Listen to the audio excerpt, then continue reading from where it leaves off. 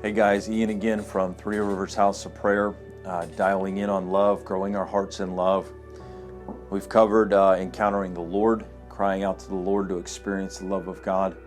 We've talked about loving our brothers and causing our heart to grow in love as we walk in a spirit of love, even towards those who hurt us, even towards those who rub us the wrong way. And now another way to grow in love is through obedience. Again, we're in 1 John 5. This is love for God, to obey His commandments, and His commandments are not burdensome. Obedience is a humility. To know the Word and then to act on it is a way for us to mature in love. We can have the latent desire to experience the love of God. We can do initial reaching out with love to our brothers and sisters, to then embrace the way God has defined love and to obey His commandments. That is another way in which our heart grows in love. It's another way in which we express love back to God.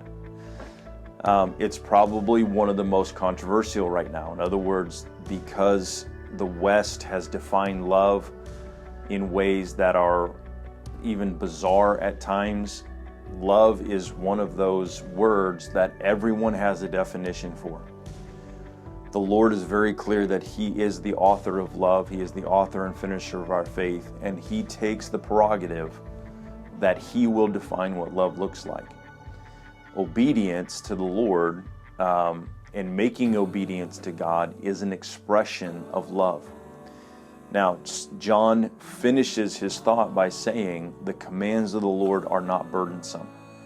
And this is a verse that many don't have faith to believe. In other words, as soon as a yoke of obedience is put on someone, there is a chafing, there is a sense of being hemmed in, there is a sense of being unwilling to follow through on the commands of the Lord. And John makes it very clear to us that the commands of the Lord are not burdensome. They're not something that are going to hurt us. To be hemmed in by the Lord is actually going to help us in the long run. When we choose to be defined, when our life is voluntarily defined by God's Word, it is a liberator of our life. It's not a contractor. We don't become slaves. We become liberated to live a life of righteousness. So, encountering the love of God grows our heart. Reaching out in love to our brothers continues to expand our heart. And then walking in the commandments of the Lord, it's another way to, by making obedience, our heart begins to expand and grow in love. And this particular command, John is very clear, it's not burdensome. In fact, it's quite the other. You begin to experience more of God as you make friends with the Lord through obedience. Thanks again. This is Ian from Three Rivers House of Prayer.